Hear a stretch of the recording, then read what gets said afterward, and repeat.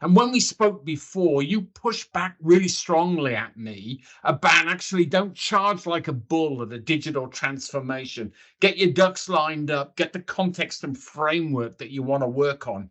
Before we get into that dialogue, though, Finn, could you tell us a bit about yourself and the organization you work for? So my name's Finbar. I'm 30 plus years entrepreneur, built many companies. I've invented a lot of things. One of my current inventions is floated on the Australian Stock Exchange, a company called Lineus. Number of patents. I've consulted all around the world on lots of different things. I've worked on lots of different projects. Typically, I get involved in projects where that requires massive scale and massive problem solving, big challenges, and so it is a topic that's close to my heart. I currently am the APAC chapter president of a company called Ginny, which is the Global Innovation Institute. They're based out of the USA. They're the world's biggest and most recognized certified innovation organization. So they were born out of Whirlpool, Boeing, a lot of big enterprises. They're in 40 countries, over 10,000 certified innovators, and they come from an applied innovation perspective, in industry innovation, rather than more an academic. Even though they've got all the academic stuff, they come from applied innovation, getting innovation done. Now I get this, Finbar. So you've got a fairly unconventional appearance. So that really then gives you the opportunity, that track record to say, look here, this is what I've done. But I'm curious about this because you spoke to me before. We throw terms around like digital innovation, speed, agility, and yet you say they mean nothing without some context of what they're going for. I'm curious how you've got executives who are impatient for progress. They want to move the organization ahead. Yet you're saying it's a recipe for disaster unless you've got some roadmap or plan to drive towards. Well, look, it's like anything in business. If someone said, right, I want to spend $20 million and I want to spend it really quickly, they go, okay, we'll go and do that. And so, but what's the chances of success? What are you spending it for? What's the framework that it's going to be set up? What governance is there? What measurement? Why are you spending it? And it's no different to innovation. Innovation and moving fast, and it's one thing to have the aspiration to be seen to be moving fast, but moving fast while the wheels are falling off the cart is probably not the outcome that someone wants. You can go fast all you want. What I'm saying though is that in my years of experience of working in companies from thousands of employees to small startups, the one thing I've recognized is, like any good business is underpinned by lots of good processes. And to do anything fast and good and strong with good success requires a systematic process. And a lot of that process starts from the real questioning. What's the problem? What's the problem behind the problem? Why do you want speed? So why? Why do you want to move fast? Tell me why. Let's get to that why first. Let's get unity across that. Do we all agree on that? Or is there a problem behind the problem? Is there something behind that? Let's get that out of the way. And then based on what that intel that comes back, what that intel is, then we can make an informed decision as to the right innovation framework. And this, again, is something that a lot of organizations don't even know exists. They just run ahead. They put a team on innovation and they go, oh, look, this guy knows a lot about technology and knows a bit about AI, so let's put him in innovation. But that's like putting Mary in the tea room in running being your CFO. It really requires a systematic, proper process. These frameworks, there's lots of different frameworks out there, and they all do different things. So it's about how do you, if you don't have the internal capability, how do you connect with someone or a group of people who have that capability to bring that sort of that understanding to your business, just like you would with any other part of the business. It's really no different. And what I'm hearing there, Finbar, is actually when you've got that systemized approach and structure and framework, you've got the tools to actually scale rapidly. You've got repeatable actions that you can follow and embrace. 100%. And you can measure it at every different stage gate of the process, right? So not only does it make you work faster and scale faster, right? Because you've got a methodology which is proven and you know it works. It's not haphazard. It de-risks your scale, because now you've actually got something that you can be measuring all the way along and saying that didn't work, let's just tweak that. So you know the process is a good, solid process that's been working for decades. And so just like governance, having a good governance system allows you to make informed decisions that allows you to adapt in ways that aren't going to make the business trip up, right? So understanding having a good framework and a good capability around what it's called enterprise innovation, top down, not bottom tactical, bottom up. Understanding the enterprise layer and how that affects your culture, your people, will give you the speed. It'll give you everything, but it will keep people happy. It'll bring out human capability. It will give you the results, and it will de-risk the money that you're spending on it. So it's sort of like building a house on blueprints. You get the blueprints right, the house can go up really quick. You don't have any blueprints, you might think you're getting the house up quick, but all of a sudden the house is falling apart and it takes you twice as long. And we've all been in that home where the home renovators have renovated it without any plan, and it doesn't quite flow. And funnily enough, Peter, look, what I'm saying just makes common sense. It's just that we don't often think about innovation and systemized creativity like this. We seem to section that off and put it into the buzzword camp of, oh, this is all creative people. Yeah, but you see, where I wrestle with this, Finbar, is I'm thinking of that sort of executive in the middle layer of the organization where they've got a leadership that's impatient for change, and they could see you almost pushing back to say, now, slow down, let's get ourselves together before we charge at this problem. And they maybe see that as resistance to their aspirations. And I'm wondering how you play that card, given they're more senior than you. All right, so think about it this way. I'm working with a major government department that handles billions of dollars worth of contracts, right? Huge department. I'm helping them redevelop their whole innovation strategy across their organization. They have thousands of contractors, okay? I spent 2 days with them, right? Running through, looking at their innovation systems, giving them an innovation boot camp, giving them a deep dive on all of the different innovation frameworks, getting to map their organization. Within 2 days, this organization has much more capability right now. And so as we go on this journey, they're already empowered in 2 days to be able to start to make a better informed decision. So I ask, what does fast mean? Is 2 days too slow? So, again, I think I mentioned this to you. What does fast mean? What does scale mean? Let's get all of this right before we start jumping off, because we can say these words and they're meaningless words. They're meaningful to the person saying them, but not to anyone else. And that just causes disharmony. So get unity, get everyone on the same page. Then you can move faster than you ever could before, because everyone's now aligned.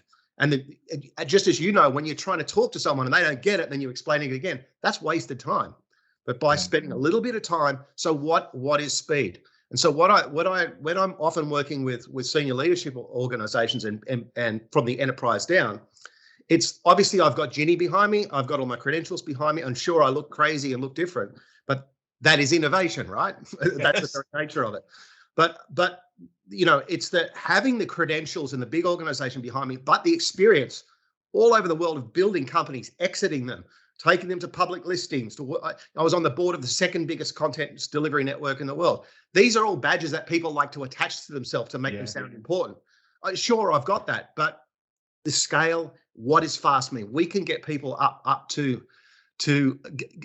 just by getting people all on the same page allows them to make an informed decision rather than an uninformed decision. And what I'm hearing you say, Finbar, others have done it before you. It's not as if you're following an unknown path. There is a path from successful organizations. Replicate their examples and you can be as successful. 100%. And this isn't about me. If you're running off as an organization and going, we got it at scale fast, let's do this. It's like, great, what are you doing? Oh, well, we're doing innovation. So what does that mean? Oh, well, we got this team over here. And it's like, that is a very haphazard way. And unfortunately, one of my passions is to try and rebuild the reputation that innovation has suffered through people that have just run these innovation programs and gone, it didn't work, cost too much money. But it's so getting back to that, yes, it's these frameworks have been run around for years, and picking the wrong one is akin to running a mergers and acquisitions framework on a profit and loss statement. It's like, it makes no sense.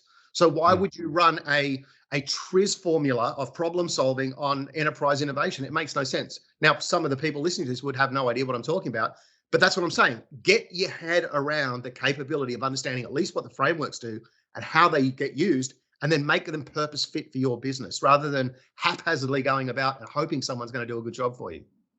And one thing you said to me before, Finbar, is think about the value your organization creates. That gives some context to what you as an organization want to do. And it gives a focus to the framework you want to create. Yeah, so like I'm happy to be the dumb guy in the room that asks the dumb questions. That's my job. And so when I walk into a large organization that is doing billions of dollars worth of turnover, I know nothing about that organization. I know a lot about innovation systems, frameworks, and getting innovation done. That's my gig. So I ask very simple questions. And one of the things I ask them is, don't tell me what you do, tell me the value you create. And it's a very simple question, but it's a very hard question for a lot of companies to ask because they're so busy telling me what they do. And I'm going, tell me, and then they tell me the value and I go, okay, which lens is that? Through a market lens, a user lens, a business, or a technology lens? And they're like, what? And so it's teaching people to talk through different lens, to discover through different lens. And so it's a really great, because when you resonate in value and you understand where that value plays out, that's where you can actually identify whether something is a problem worth solving rather than just a problem. Okay. Finbar, one of my favorite quotes is from Mario Andretti, who was the Formula One driver. And he said, if everything's under control, you're not going fast enough. So do you think there's a friction between speed and security as you progress? So I'm going to try and answer that in a way that I hope will make sense. So often when I do public speaking, I make it up as I go. And the reason I do that is because I have another data input, which is my live data input. So I'm reading the crowd because I used to be an entertainer, entrepreneur, musician. I'd play, I'd tour to big audiences. And the audience is a big part of the connection with the data, the thing that I'm saying. So to get to that level, you've got to go beyond being an expert. You've got to know what you're talking about, but you've got to be able to refactor that on the fly. So to be able to get to that point where you can fly by the seat of your pants and push boundaries, you've got to have, Mario Andretti would have never been able to do that if he didn't have a very good knowledge of racing cars, of how the car performs, how his skills are. But what I find, and I've done a talk, it's on YouTube, it's called Being an Expert at Not Being an Expert. And people think that that's me telling people not to be an expert. It's actually not that. It's about when you're an expert, how do you go to the next step? How do you throw expertise away and become dynamic? How can you see things? How can you associate, plug things together that don't fit? And that's the bit where you really start to shine, where you can use those tools but not be bound by them. And when you said that to me, that reminds me of someone who knows everything about their craft, but has moved beyond that level of, I'm now governed by the rules, that can see what's happening in the market, that can read what's happening in people. And that's how you really start to get some momentum, in my view. Finbar, why do you think Australia is so lagging behind the rest of the world when it comes to productivity? I saw figures this week that we were below Laos and Botswana or something like that in terms of productivity. It's quite alarming to think a first world country is actually doesn't seem to get the challenges of productivity and transformation. Well, look, I'm no expert on that, but there is a whole webinar where I've talked about Australia as a nation and innovation. It's on the Gini website, the Global Innovation Institute's website, with me and the founder. And basically, my hypothesis is, after living overseas for 12 years in 5 countries, working in all sorts of organizations, coming back to Australia, which is, by the way, the place I love, we are a lucky country here.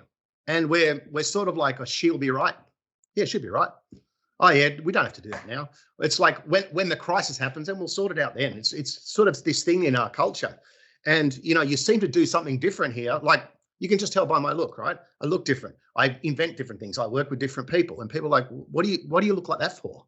Why don't you look like this? And I go, oh, this is who I am, and it just seems to be that if you don't fit the mold here, you're still ostracized. And so that gets back to, I think, where we get into innovation. People love to talk about innovation, and there are some great innovative companies in Australia, don't get me wrong. But we seem to have this notion that innovation is this risky thing, and we know what it is. It's about building iPhones and doing fancy stuff, whereas the purpose of innovation is remaining relevant to rapidly changing markets, or staying ahead of them, depending on which horizon you're playing in. But just to remain relevant to a market by creating new things in the business model innovation, product innovation, whatever, it's a part of innovation, but we don't understand that. And so that's why when I aligned with Ginny, I'm like, right, I have a passion. I love Australia. I love Australian people. I love Australian business. So my passion is to try and help the leaders of Australia understand what innovation actually is and know that it's a systematized process with really good rigor behind it. And it cannot be a thing that makes it risky for your business. It can be something that de-risks your business. But we don't know that yet. We've tarred it with a brush of a fancy thing. So that's why we're not that innovative in my view. And what frightens me, but I agree with what you're just saying, but you're also saying that if we don't innovate, it's an existential threat to actually this prosperity we enjoy in our country today, in our economy, because history is littered with great countries that fell by the wayside because they didn't innovate and keep relevant. 100%. And look, a lot of people love to spurt off the Kodak story or these stories a bit, but if you boil that down to a 10,000 foot view, the world is always changing. And no one would argue, I don't think, listening to this, that the world is not changing faster than any time in history.